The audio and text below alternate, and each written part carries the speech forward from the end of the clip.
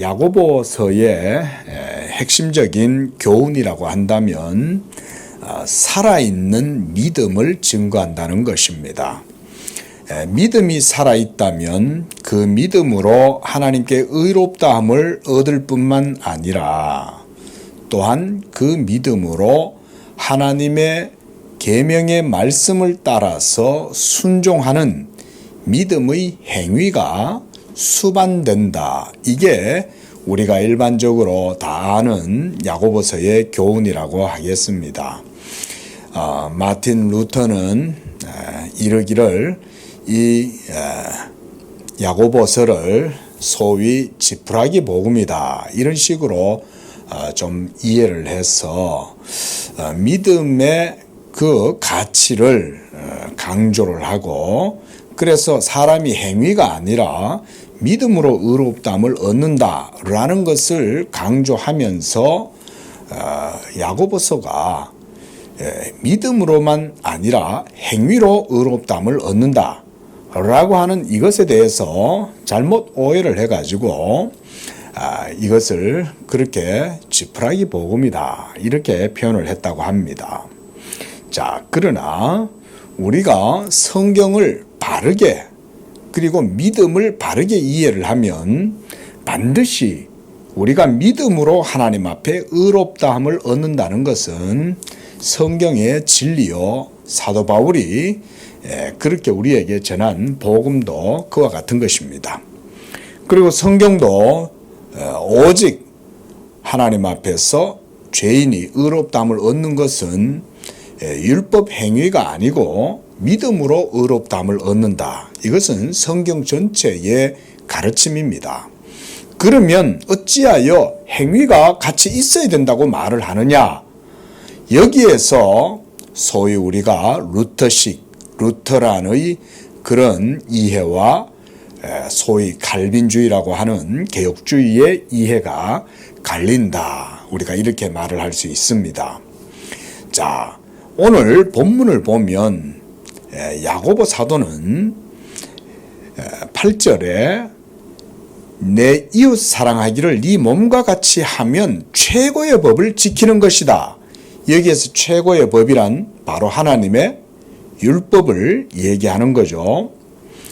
그리고 9절에 보면 그러나 사람을 차별한다면 죄를 짓는 것이고, 그러면 율법을 어기게 되므로 사랑하지 못하는 그는 율법의 정죄를 받게 된다. 이렇게 말씀을 하죠. 그리고 또한 율법의 대원칙, 또 보편적인 그런 원칙에 대해서도 야고보 사도가 여기서 말씀해 주고 있습니다. 10절에서 온 율법을 다 지켰어요. 근데 그 중에 하나는 모두 못 지킨 거예요. 자, 그래서 온 율법을 지키다가 그 중에 하나를 범하면 그 하나만 못 지킨 것이다가 아니라 전체 율법 모두를 못 지킨 것, 범한 것이 된다. 이렇게 이 율법의 보편적 원칙을 설명을 해주고 있는 거예요. 이 부분이 우리가 중요합니다. 우리는 저 살인 안 했어요. 저 간음 안 했어요. 저 도둑질 안 했어요. 라고 이렇게 하나님 앞에서 자신만만하게 자기의 의를 내세울 수 있겠죠. 우리가 대표적으로 복음서에서 보면 예수님 앞에 찾아온 부자 청년이 바로 그런 케이스죠. 이 부자 청년은 어려서부터 하나님의 율법 계명의 말씀을 따라서 철저하게 행했던 것 같아요. 그런데 이 사람은 예수님 앞에 와서 내가 어찌하여야 영생을 얻겠습니까? 라고 이렇게 질문할 때 예수님이 네가 계명을 지켜라 라고 이렇게 말씀하실 때 제가 그것을 다 지켰나이다 이렇게 대답을 한 거예요. 그런데 바로 예수님이 바로 그가 다 지켰다라고 하는 바로 그 부분을 무엇으로 찔렀냐? 그러면 네가 잘했다, 다 잘 지켰다. 그러면 네가 아직 부족한 게 있는데 네 소유를 다 팔아서 가난한 자들에게 나누어 줌으로써 하나님의 이웃사랑의 계명을, 그 지극하신 하나님의 계명의 뜻을 실천해라. 그걸 행해라. 그러면 네가 최고한 사랑의 법을 지키는 것이니 네가 그 행위로 상을 받을 것이 아니냐. 이렇게 말씀을 하신 거죠. 그랬더니 이 사람이 어땠어요? 이 부자 청년이 재물이 많은 거로 근심하며 예수님을 떠나갔다 그랬어요. 예. 참 예수님은 전곡을 아시죠? 율법의 핵심이 뭔지 아시는 거예요. 하지만 우리 사람은 율법 행위를 지키면 그것으로 뭔가 의미가 있고 거기에 가치가 있어서 율법 행위를 지킴으로써 하나님 앞에 뭔가를 이루려고 노력한다는 거예요. 이게 보편적인 모든 종교인들뿐만 아니라 교회 다니는 신도들도 이런 우를 범할 수가 있습니다. 여러분, 그것은 복음이 아닙니다. 복음은요, 오직 예수 그리스도를 믿음으로 하나님 앞에 의롭다함을 얻는 것이고, 이렇게 믿음으로 하나님 앞에 의롭다함을 얻고 난 다음에 끝나는 게 아니에요. 그 다음 성령을 힘입어서 하나님의 율법의 요구가 이루어지는 그런 삶으로 나아가게 되는 거예요. 근데 여기에서 우리가 주목해야 될 게 뭐냐면 이게 사람의 힘으로 할 수 있는 게 아니에요. 성령의 능력으로 믿음으로 그 일을 행한다는 거예요. 그래서 예수님도 율법의 1.1획도 폐하지 아니하고 다 이룬다고 말씀하셨을 뿐만 아니라 내가 율법과 선지자를 폐하러 온 게 아니라 완전하게 하려고 왔다라고 말씀했고, 사도 바울도 그러므로 믿음으로 율법을 폐하느냐? 그럴 수 없다. 도리어 굳건하게 세운다. 이렇게 말씀한 거예요. 자, 그런 말씀들의 의미가 뭐겠습니까? 그러면 우리의 자연적 본성, 거듭나지 못한 우리의 종교적 어떤 열정, 선행, 의지 이런 것으로 하나님의 율법의 요구를 이룰 수 있다는 말인가? 그건 아니죠. 우리가 지금까지 그걸 공부한 거예요. 그건 사람이 물과 성령으로 거듭나지 아니하면 하나님의 나라와 하나님 나라를 맛보거나 들어갈 수 없다, 볼 수 없다. 예? 오직 예수 그리스도를 믿음으로써만 그 일이 가능하다. 여기에서 믿음으로써라고 하는 것이 성령의 역사를 의미하는 겁니다. 성령을 힘입고 성령을 쫓아 행하면 너희가 율법의 그 율법 아래 거하지 아니하리라. 왜냐하면 그 사람은 믿음으로 성령을 힘입고 행하는 것이기 때문에 하나님의 계명을 따라서 행할 수 있다. 그 말씀을 하신 거죠. 그래서 오늘 본문도 바로 사도 야고보가 지금 그런 얘기를 하고 있는 거예요. 네가 이렇게 온 율법을 다 지키다가 그 가운데 하나를 범하면 전체를 다 어긴 것이다. 이런 걸 보면 야고보의 율법관도 사도 바울과 크게 다르지 않아요. 율법을 지켜야 된다는 명제는 똑같아요. 문제는 사도 야고보도 여기 지금 말을 하고 있죠. 율법을 다 지킬 수 없다는 거죠. 그렇죠? 율법을 다 지킬 수 없어요. 왜냐하면 10계명 가운데 우리가 9개의 계명은 다 지켰다고 칩시다. 그런데 마지막 하나의 계명을 못 지킨 거예요. 그러면 그 사람은 전체 율법 계명을 다 어긴 거예요. 이런 대명제를 지금 야고보도 얘기하고 있는 거죠. 그러니까 야고보도 기본적으로 우리 사람의 자연적 본성, 종교적 열정, 어떤 도덕적 선행을 통해서는 하나님의 율법의 그 의에 도달할 수 없다는 것을 야고보 사도도 말하고 있는 거예요. 그런데 오늘 12절 보면 이렇게 표현하죠. 너희는 자유의 율법대로 심판받을 자처럼 말도 하고 행하기도 하라 그랬어요. 여기에서 참 독특한 표현이 뭐냐면 자유의 율법이에요. 이 자유의 율법이 의미하는 바가 뭘까요? 왜 야고보는 율법을 자유의 율법이라 그랬을까요? 율법은 우리를 멍에를 매게 하는 것이 아니고 우리를 그리스도께로 인도하는 촉매제, 그리스도께로 인도하는 그런 어떤 매개 역할을 한다는 거예요. 그리고 율법의 진정한 본의는, 본뜻은 우리에게 자유를 주기 위함이다, 그 말이죠. 그런데 이 자유는 무엇으로 율법 앞에서 자유로울 수 있습니까? 오직 예수 십자가의 복음의 은혜를 믿고 그 가운데 행하고 성령으로 행하는 자만이 이 율법에 대해서 어떻게 해요? 자유롭게 되는 거예요. 이게 야고보 사도가 율법을 정통하게 이해했다고 볼 수 있는 근거가 되는 겁니다. 이렇게 보면 사도 바울의 복음에 대한 이해와 야고보가 얘기하는 율법관이 서로 배치되거나 상치되지 않아요. 사실은 성경의 통일성 안에서 같은 맥락 속에서 이해를 하고 있는 거예요. 율법은 하나님의 분명한 계명의 말씀이요, 그거는 피할 수 없어요. 그런데 이제 예수 그리스도 그 십자가의 복음을 아는 사람은 그 율법에 대하여 이제는 자유한다는 거예요. 이 사람이 자유할 수 있는 이유는 자연적 본성, 도덕적 선행, 종교적 열정이 아니에요. 이 사람은 예수를 믿고 있는 거예요. 복음의 은총과 자비 가운데 거하고 있기 때문에 야고보 사도는 이 율법을 이제 멍에를 지고 너희를 얽어매는, 너희를 노예로, 종으로 만드는 그런 율법이 아니라 자유의 율법이라고 이렇게 표현을 하고 있는 거예요. 예수 믿는 모든 성도들은 예수 그리스도의 십자가의 그 이루신 사역을 통해서 이제는 누구라도 믿음으로 하나님 앞에 의롭다함을 얻게 되고 이 복음의 자유를 누리는 거예요. 우리가 야고보가 이렇게 보고 있다는 그 근거를 바로 다음 절에서 볼 수가 있어요.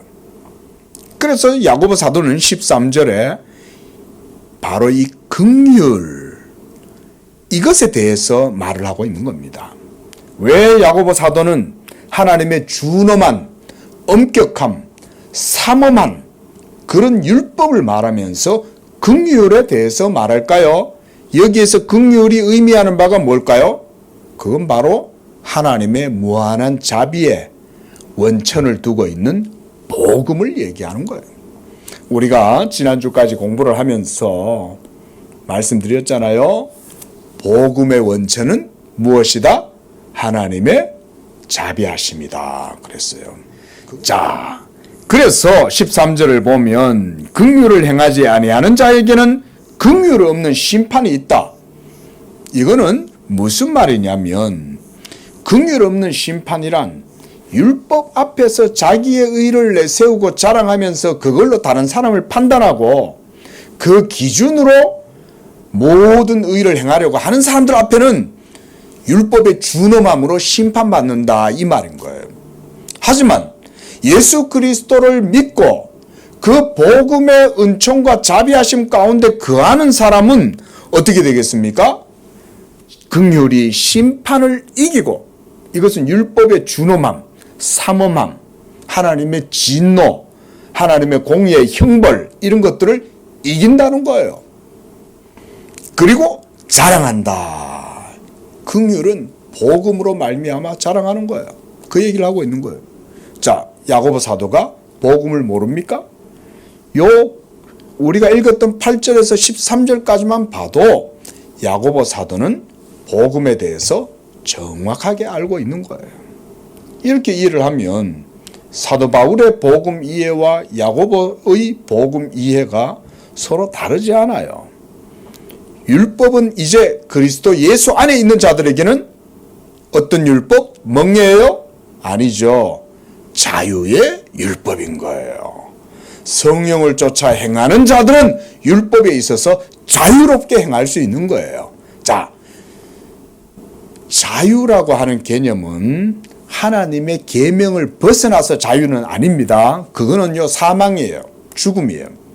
이 대기독교의 원칙을 절대 우리는 잊어서는 안 됩니다. 우리의 영적 자유다라고 했을 땐 그것은 하나님 안에서의 자유예요. 하나님의 생명을 누리는 거예요. 저는 뭐 음악을 잘은 못하지만 그래도 음악 듣는 건 좋아합니다. 그런데 뭐 제가 뭐 무슨 음악에 조예가 깊은 사람은 아니지만 예술가들은 보면 참 천재적인 예술가들이 있잖아요. 음악가들. 베토벤이든 우리가 아는 모차르트라든가 뭐 쇼팽이나 이런 분들이 참 음악이 얼마나 아름답습니까? 참 음악을 들으면 마음이 참 그런 것들을 즐기죠. 기쁨을. 그런데 어때요? 그 음악은 피아노를 정작 배우는 학생한테는 그 악보를 따라서 쳐야 되잖아요. 그렇죠? 근데 정말 잘 치는 사람은 그 베토벤과 모차르트와 유명한 음악가들이 그려놓은 그 오선지 안에서 막 그걸 자유롭게 유영하죠. 유영. 예? 자유롭게 유영할 정도로 이 핑거링도 다 훈련이 되어져 있고 이 마음도 그 음표와 함께 얽매이지 아니하고 자유롭게 그 안에서 놀잖아요. 그 속에서 진짜 실력자가 나오는 거죠. 그걸 듣는 사람들도 어때요? 자유로움을 느끼죠. 그러나 자유롭지 못한 사람이 치면 음표대로는 쳐요. 음표대로는 탁탁탁탁 치는 것 같은데 생명도 없고 기분도 뭔가 안 좋아. 이 사람이 치는 거는 들어보면. 근데 진짜 뭐 완전 최정상에 도달한 우리가 그런 사람들 있잖아요. 뭐 우리나라에도 유명한 피아니스트들, 젊은 피아니스트들, 예? 이런 사람들은 다 보면은 그 속에 들어가서 막 헤엄을 치잖아요. 헤엄을. 근데 음표를 안 벗어나죠. 저는 그런 것에 비유를 해요. 하나님의 계명의 생명의 말씀, 하나님의 분명한 율법의 계명의 음표 속에서도 우리는 얽매임, 억지로 무슨 복종하듯이 의무감으로 하는 게 아니에요. 하나님을 사랑하고 그 말씀에 따라 자유함을 누리는 가운데에 성령의 기쁨을 그 속에서 누리는 거예요. 하나님의 계명의 음표 그 자체가 우리의 영혼에 생명의 기쁨을 주는 거예요. 그 음표 속에 있는 사람이 그 음표를 싫어하겠냐 이거예요. 그 박자 맞추는 걸 억지로 하겠냐 이거예요. 그런 게 아니죠. 즐거움으로 하나님의 계명 안에서 행하는 거예요. 이런 사람은 도덕적이려고 노력할 필요도 없어요. 그냥 예수 믿는 믿음으로 행하면 그저 자연스럽게 하나님의 계명을 따라 행하는 거예요. 그래서 사도 바울이 그런 표현 쓰잖아요. 너희가 성령의 인도하심 아래 있으면 율법 아래 있지 아니한다. 그때 율법 아래 있지 않다는 말은 율법을 벗어나서 자유가 아니라 율법에 구속하고 종의 두려움과 율법의 준엄함이나 억지로 하는 그런 노예의 두려움에서 벗어난다 이런 말이지 율법 그 자체가 상관없다는 말이 아니에요. 야고보 사도가 얘기하는 이와 같은 믿음의 행위가 칼빈이 지금 강조하고 있는 그런 내용들입니다. 자, 우리 이제 한번 8절 오늘 보도록 하겠습니다. 3권 17장 8절. 자, 선행이에요. 여기에서 선행은 믿음으로 행하는 것을 말하는 겁니다. 이거는 자연적 본성이 아니에요. 그냥 타고난 본성, 공자님이라든가 무슨 뭐 석가라든가 또는 무슨 뭐 아주 현자들처럼 그런 의지를 얘기하는 게 아니에요. 성령으로 거듭난 이성과 의지, 변화된 심령, 이걸로 행하는 걸 선행이라고 하는 거예요. 이걸 잘 아셔야 돼요. 그래서 선행은 그 자체로는 아무 값이나 공로가 없어요. 하지만 이미 믿음의 칭의로 죄사함을 받은 신자들, 그렇죠? 믿음의 칭의로 죄사함을 받은 거예요. 이 사람은 벌써 성령의 은혜 안에 있는 거예요. 이 사람들에게 있어서는 어때요? 그리스도의 의로 인해 그들의 행위가 의롭다고 여겨진다. 이게 우리가 이중 은혜의 교리다 그랬습니다. 아주 중요한 교리예요. 특히 이 그리스도인의 삶의 교리에 있어서 이걸 이해하는 게 관건이라고 해도 과언이 아닙니다. 이걸 알아야 돼요. 많은 사람들이 이걸 모르니까 믿음으로만 의롭다함을 얻는다는 것만 너무 강조하다 보니까 루터식의 이신득의 개념으로만 너무 치우쳐 있는 거예요. 그러다 보니까 율법의 가치가 그만큼 무시가 되는 거예요.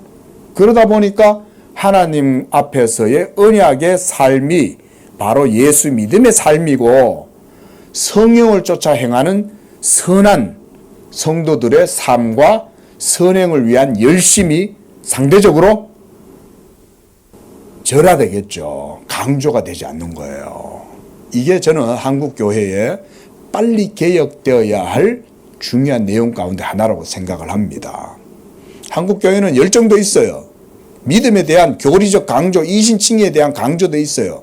그런데 믿음으로 선을 행하는 것, 성령을 힘입고 행하는 것, 믿음의 의미와 가치, 믿음의 행위, 이것에 대해서는 상대적으로 강조가 적어요. 이것 때문에 저는 우리가 여러 가지 면에서 어려움을 겪고 있다 이렇게 봅니다. 자, 이제 보겠습니다. 칼빈 선생님의 얘기를. 이제 우리는 둘째 유형에 이르렀다. 여기에는 특별한 어려움이 있다. 바울은 아브라함이 하나님을 믿음에 그것이 의로 여겨진 바 되었다라는 말씀을 통해 믿음의 의에 대한 강한 증거를 제시했다. 그런데 이러한 바울의 주장이 믿음뿐만 아니라 행위에 있어서도 동일하게 적용된다고 여겨지게 하는 또 다른 본문이 있다. 비누아스와 관련해서 이 일이 그의 의로 인정되었다라는 말씀이 그것이다. 자, 이 일이 그의 의로, 그러니까 그의 행위가 하나님 앞에 의로 여겨졌다 이 말이죠. 그러면 앞서 얘기했던 아브라함이 하나님 앞에 믿음으로 의롭다함을 얻는다라는 구절과 배치가 되는 것 같죠. 이게 이제 많은 사람들이 이런 것에서 이제 헷갈리는 거예요. 예? 그런데 여러분, 우리가 기독교 강의하면서 제가 계속 강조하고 칼빈 선생님이 지금 얘기하는 바가 그거죠. 그게 바로 성경에 대한 균형 있는 바른 이해인 거예요. 제가 늘 얘기하지만 이 복음과 율법과의 관계를 성경적으로 바르게 이해하는 것이 그래서 성경 공부에 있어서 가장 주된 핵심이 된다는 거예요.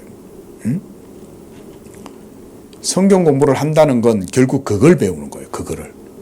그걸 바르게 배워야 성경을 바르게 아는 겁니다.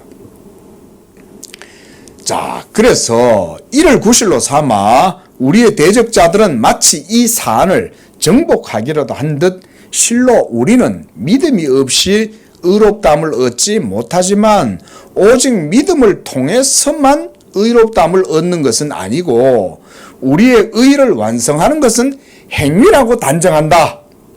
이거 이제 그릇된 이해를 이렇게 하고 있는 거죠. 그러나 경건한 자들은 의의 참된 규칙은 오직 성경으로부터만 추구되어야 한다는 것을 안다.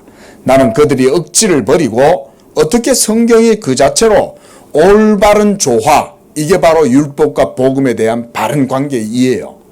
이 조화로움을 바르게 이해하는 게 성경 공부의 핵심 내용이라고도 할 수 있어요. 성경을 통해서 삼위일체를 배워야지요. 예수님에 대해서 배워야지요. 그거는 어떻게 보면 당연한 거예요. 그건 성경을 읽으면 뭐 아예 기본적인 내용이니까. 근데 율법과 복음의 관계를 이해하는 게 성경 공부의 사실은 주된 내용이에요. 예수님이 하나님의 아들이다. 그걸 뭐 굳이 억지로 많이 배울 필요 뭐 있습니까? 그래 따지면 성경에서 얘기하는 건 그거 그대로 받으면 되죠. 하지만 율법을 어떻게 볼 것인가?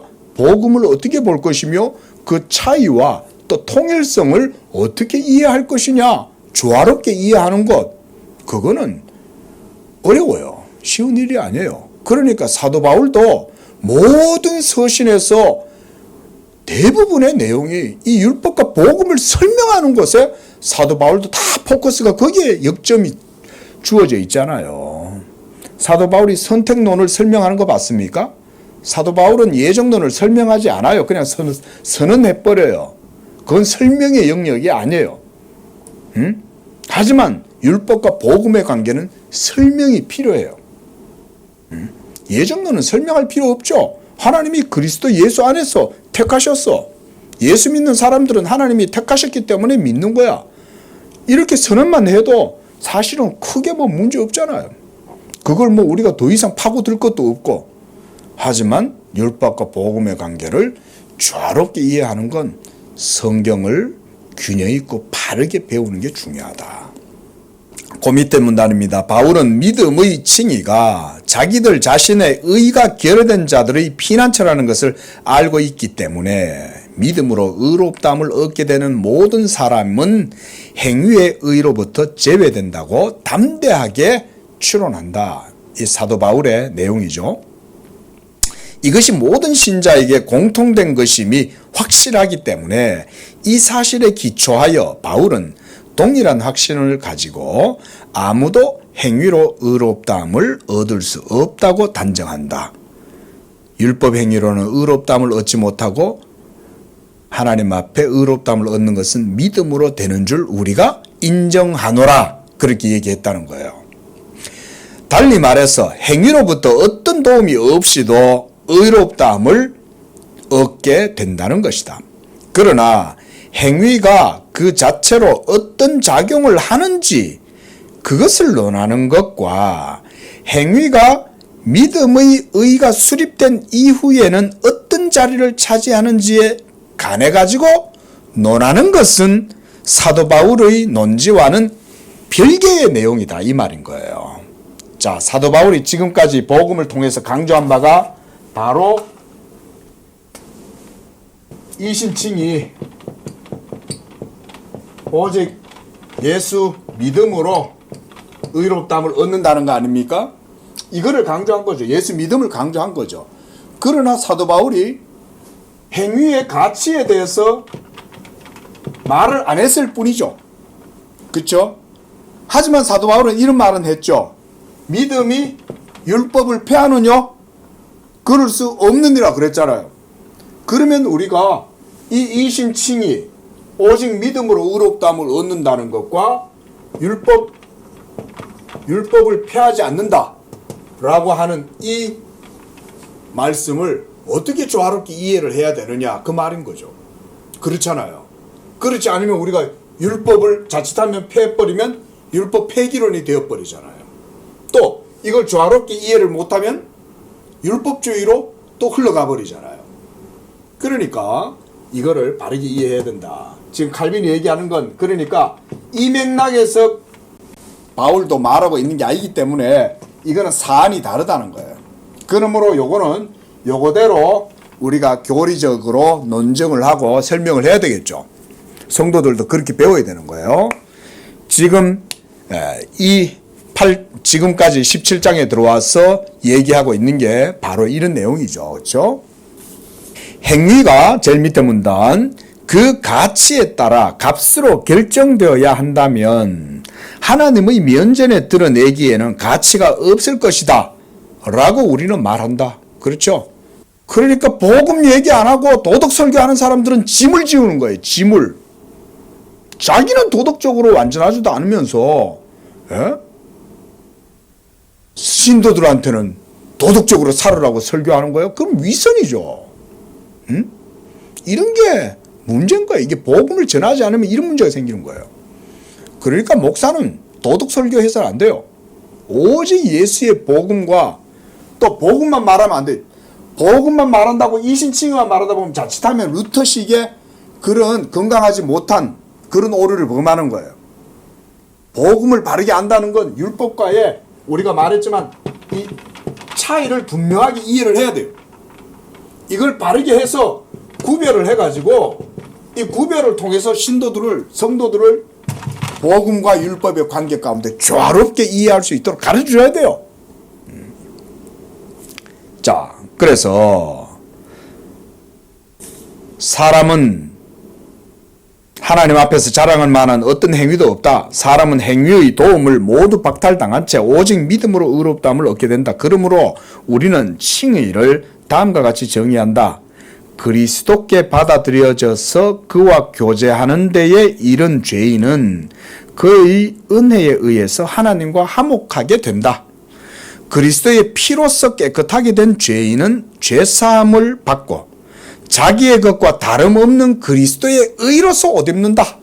이런 거는 이제 밑줄 쫙 하이라이트 치고 이렇게 해야 되는 거. 이거는 뭐예요? 그리스도의 의로 옷 입는다는 거예요. 나는 죄인이지만 예수께서 나에게 의의 옷을 입혀주셔가지고 제 대신 화관을 씌워주시고 의의 면류관, 의의 옷을 입혀주셨으므로 이제는 하늘의 심판자 앞에 두려움 없이 서게 된다. 이게 바로 자유의 율법이죠. 이게 바로 자유의 율법이에요. 준엄한 율법이 있을지라도 이제 그 율법은 그리스도 안에 있는 나를 정죄하거나 또 하나님이 그 공의의 율법으로 나에 대해서 진노하시거나 저주하시는 게 아니라 하나님 아버지의 무한하신 부성적 사랑이 그리스도 예수 안에서 무한한 긍휼과 자비하심으로 내게 주어졌다. 그게 그리스도의 피로 그리스도를 피난처로 삼고 그리스도로 옷을 입은 사람만이 누리는 자유죠. 그걸 얘기하는 거죠. 그래서 493쪽 죄사함이 먼저 있은 후 이제 그것에 따르는 선행, 이제 우리가 요걸 배우는 거죠. 죄사함을 먼저 받아야 돼요. 그래서 성령으로 거듭나야 돼요. 예수와 함께 내가 죽어야 돼요. 예수와 함께 내가 죽은 사람만이 성령을 쫓아 행할 수 있는 마음의 준비가 된 사람인 거예요. 자연적 이성으로는 불가능해요. 예? 자연적 도덕적 의지로는 할 수 없어요. 그래서 이제 그것에 따르는 선행은 그 자체의 평가와는 다른 평가를 받게 된다. 자, 이제 여기서 행위에 대한 논점이 여기서부터 이제 시작이 되는 거예요. 이 행위는 믿음으로 의롭다함을 받은 사람의 행위죠. 그러므로 이 행위에 대한 가치, 이 행위에 대한 가치는 거듭나기 이전에 도덕적 의지, 율법의 행위의 가치와는 구별돼야죠. 그렇죠? 그걸 얘기하는 거예요. 왜냐하면 그것 안에 있는 모든 불완전한 것이 어떻게 됐어요? 그리스도의 완전함으로 어떻게 됐습니까? 가려지는 거예요. 여기 서 있는 목사가 완전하지 않습니다. 허물 많고 부족합니다. 그런데 그리스도의 복음의 은혜로 가려주신 거죠. 그러니 이 종이 아무것도 아닌 사람이 여러분 앞에서 오직 예수라고 얘기할 수밖에 없는 거예요. 어떻게 보면 하나님이 저 같은 사람을 불러서 목사를 시킨 이유는 오직 예수만 말하라고 그런 거예요. 뭐 좀 자랑할 만한 게 없어요. 드러내놓고 말할 만한 게 없어요. 내 자신을 돌아보면 하나님 앞에 절절 눈물만 흘리고 한탄 섞인 한숨밖에 나올 게 없는데, 그러나 눈을 들어 나를 부르신 이를 바라보면 내 모든 의가 나에게 있는 게 아니라 주님께로부터 오니까 거기서 새 힘을 얻는 거예요. 그래서 흠이나 오점이 그리스도의 순수함으로 정결해져서 이게 이제 믿음의 역할, 믿음의 효력이에요. 그 가운데 믿음이 지금 역사가 있는 거 아닙니까? 믿음이 역사하니까 예수 안에 있는 믿음으로 이 죄인이 모든 오점과 흠이 가려짐과 동시에 믿음으로 순결해지는 거예요. 그때 그 믿음의 작용인이 성령이 하시는 거죠. 성령이 진리로서 믿음으로 역사하셔서 그 사람 속에서 작용하셔가지고 그 죄인을 믿음으로 의롭다, 거룩하다 라고 만들어 주시는 거예요. 이게 관념입니까? 아니잖아요. 이거는 실제적인 거예요. 하나님이 자기의 진리의 말씀으로 실제로 이렇게 역사하시는 거예요. 그래서 하나님의 심판 앞에 그 무엇도 문제거리가 되지 않도록 해주신다는 거예요. 제가 이렇게 여러분 앞에서 막 설교를 했어요. 예수 믿으시오, 구원 받으시오, 죄산 받으시오, 하나님 앞에서 거룩하게 사시오 라고 해놓고 제가 설교 끝나고 난 다음에 하나님 앞에서 심판의 두려움 가지고 산다면 제가 이렇게 말할 수 없죠. 내 완전한 의의 보증인이 하나님께 있기 때문에 두려움이 없는 거예요. 복음을 그래서 목사가 그래서 복음만을 증거하는 거예요. 복음 이외에 전할 거 뭐 있어요, 목사가? 예? 오직 예수 십자가 외에 자랑할 게 없잖아요. 응? 복음 전하기도 바쁜데, 예? 뭐 딴 얘기할 거 뭐 있냐 이거지. 자, 그러므로 사람이 하나님을 기쁘시게 하는 일을 하지 못하도록 가로막는 모든 범법의 죄가가 말소된 이후에 심지어 선행까지도 늘 더럽히는 불완전함의 악이 파묻힌 이후 신자들에 의해서 행해진 선행, 행위, 이것은 이제 비로소 의롭다고 헤아려진다. 이게 이제 어떻게 보면 핵심이라고 할 수 있는 거예요.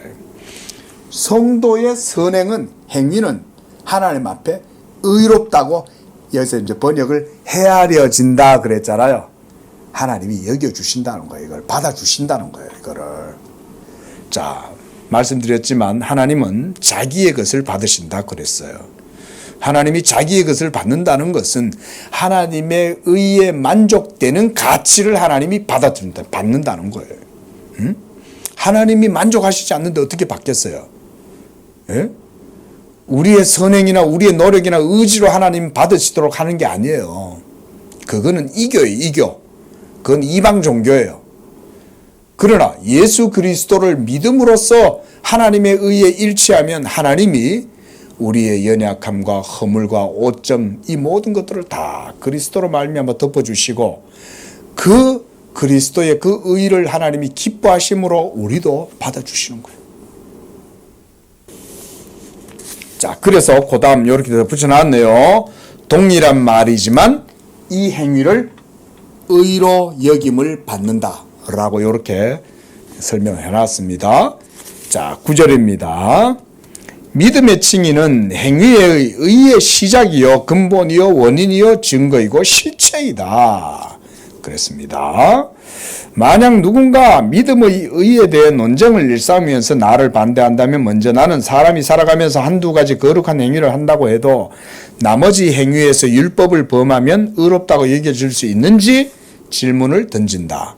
이거는 바로 아까 우리가 야고보서 말씀 봤던 그 내용이죠. 그렇죠?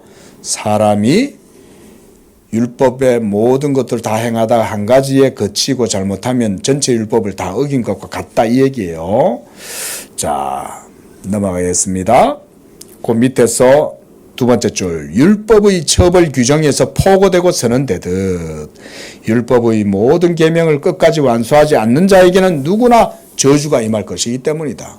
야고보 사도가 얘기한 게 이거죠. 자, 494쪽입니다. 나아가 나는 또다시 묻는다. 어떤 불순함과 불완전함도 없기 때문에 아무 비난도 돌릴 수 없는 그런 행위가 과연 존재하는가? 그럴 수 없죠. 그렇죠? 자, 그 밑에 문단. 그러므로 범법과 자체의 오염으로 인해 제자리를 벗어나 부패하지 않는 행위는 어디에도 존재하지 않으니 그 무엇도 의라는 영예로운 이름을 지닐 수가 없다. 하나님이 보시기에 불순하고 불결하고 반쪽이고 그의 사랑을 받을 수 있기는커녕 단지 무가치할 뿐인 행위가 의롭다 여김을 받게 되는 것은 분명히 믿음의 칭의로부터 뒤따라 나오는 것인데 왜 사악한 자들은 행위의 의를 자랑하면서 믿음의 칭의를 파괴하려고 드는가? 믿음의 칭의가 존재하지 않으면 행위의 의에 대한 그들의 자랑도 헛되지 않겠는가? 자, 계속 그 얘기죠. 자, 넘어가겠습니다. 우리는 이 것들을 무시하고 사안 자체를 고백하도록 하자. 행위의 의는 끝내 무엇이라고 얘기해지든지 간에 믿음의 칭의에 의지하고 있다. 그러므로 믿음의 칭의는 행위에 의해 약화되지 않고 오히려 더욱 확정된다. 그랬습니다.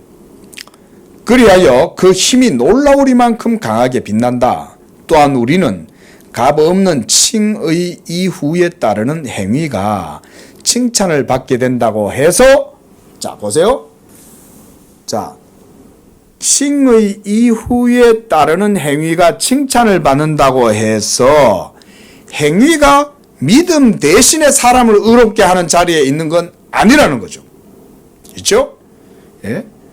왜냐하면 믿음의 칭의가 항구적이고 견실하게 유지되지 않으면 행위의 더러움이 나타나기 때문에 그렇다. 그러니까 성령으로 행하다가도 때때로 우리가 율법 행위를 자랑할 때가 있어요. 믿음의 사람도. 성령 충만한 사람도 처음에는 성령으로 시작을 해요. 제가 그런 분들 많이 봐요. 처음에 은혜 받았다고 얼굴이 막 성자 같아요. 진짜 처음 은혜 받았을 때는 진짜 성자 같아요. 보면은 말과 행실과 또 그 사람의 정서에서 풍겨지는 그런 느낌도 정말 성자 같아요. 성자. 근데 항상 성자의 상태를 유지하느냐? 제가 그런 사람은 100에 하나도 못 봤어요. 100에 하나도. 여기 서 있는 남상수 목사도 해당 사항이죠. 그죠? 예? 누구도 마찬가지입니다. 우리는 죄의 몸을 가지고 살아가는 내내 날마다 이 믿음으로 싸우고 날마다 죽노라 고백하고 나는 그리스도와 함께 오늘도 죽는다 이 고백을 하면서 살아야 되는 거예요.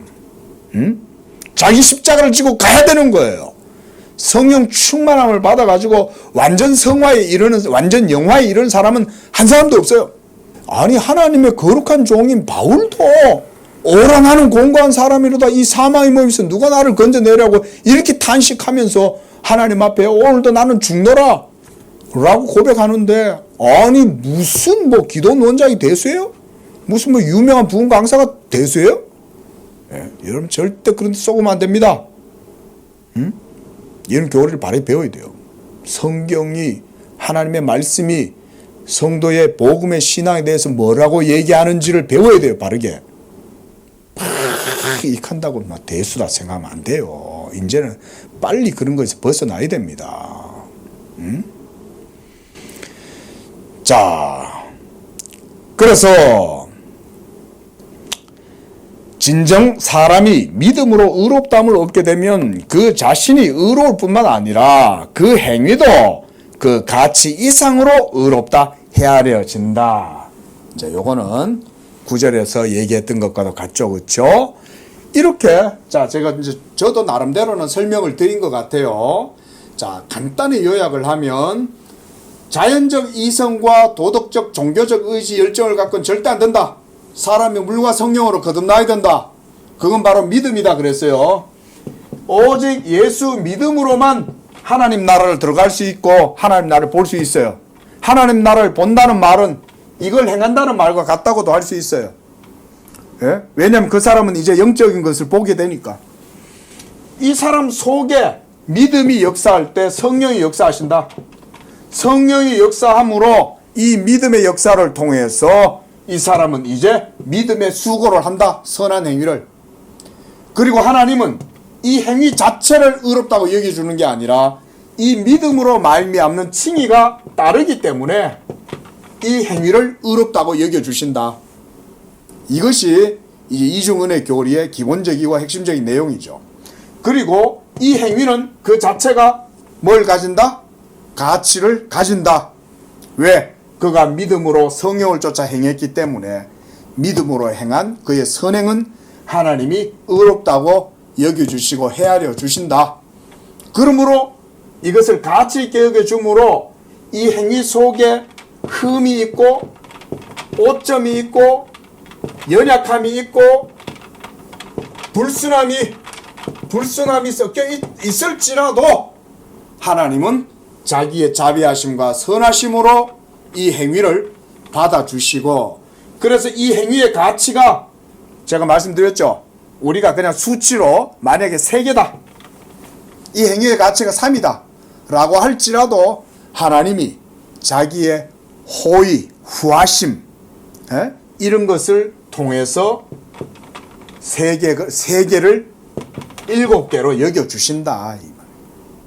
이 하나님의 은혜예요. 이런 게 우리한테는 기적으로 보이죠. 이런 게 기적으로도 보일 수 있어요. 이게. 왜냐하면 나는 분명히 3개밖에 안 행한 것 같던데, 주님이 이거를 7개로 여겨주시고, 실제로 7개만큼의 상을 주셔요. 그러므로 낙심하지 말고 선을 행해라는 거예요. 여러분들이 선을 행할 때 낙심하지 아니하고 행하면 반드시 그 열매를 맺는다. 성경이 말씀하잖아요. 뭐 때문에? 행위 그 자체 안에 의가 있어서? 아니죠. 하나님이 자기의 의로우심으로 의롭다고 여겨주시기 때문에, 하나님의 호의 때문에 그런 거예요. 자, 이런 게 칼빈이 뛰어난 거죠. 탁월하죠. 말씀드렸듯 루터는 여기까지 이해가 못 간 거예요. 루터도 정말 뛰어난 신학자고 중요한 인물이긴 하지만, 우리가 루터를 넘어서 또 칼빈에게서 이런 율법에 대한 깊은 자유의 율법에까지 이르러야 여러분이 성경을 제대로 이해했다라고 할 수 있습니다. 기도하겠습니다. 자비로우신 주 하나님 아버지, 감사와 찬양을 드립니다. 율법의 진노와 공의 앞에서 그저 영원한 사망의 형벌을 당할 수밖에 없었던 우리들이었지만은, 이제 그리스도 예수 안에서 자비하심으로 우리를 택하시고, 이제 때가 되어 부르시고, 또한 믿음으로 의롭다 하시고, 의롭다 하신 그들을 또한 그리스도 예수로 말미암아 영화롭게 하신 그 하나님께 찬양과 영광을 드립니다. 이제 우리를 믿음으로 의롭다 하실 뿐만 아니라 성령을 쫓아 행하는 우리에게 하나님께서 정말 이 선한 열심을 주셔서 하나님의 계명의 말씀 따라 행할 수 있도록 도와주시고, 우리가 그것을 행할 때에 또한 그 행위의 가치조차 하나님께서 의롭다고 여겨주심으로써 이와 같이 우리가 선행을 행하는 일에 있어 낙심치 아니하고 주님 오시는 그날까지 부지런히 이 선행 행하는 일에 게을리하지 아니하고 열심 낼 수 있도록 은혜 주시니 감사합니다. 우리 성도들이 이 이중은혜의 교리를 마음속 깊이 담고 믿음으로 행하여 오직 하나님께만 영광을 돌리는 복된 믿음들을 되게 하여 주옵시고, 이 행위를 통해서 하나님 영광 나타날 뿐 아니라 하나님의 언약의 상급을 누리는 복된 삶이 되도록 축복해 주옵소서. 예수님의 이름으로 기도합니다. 아멘.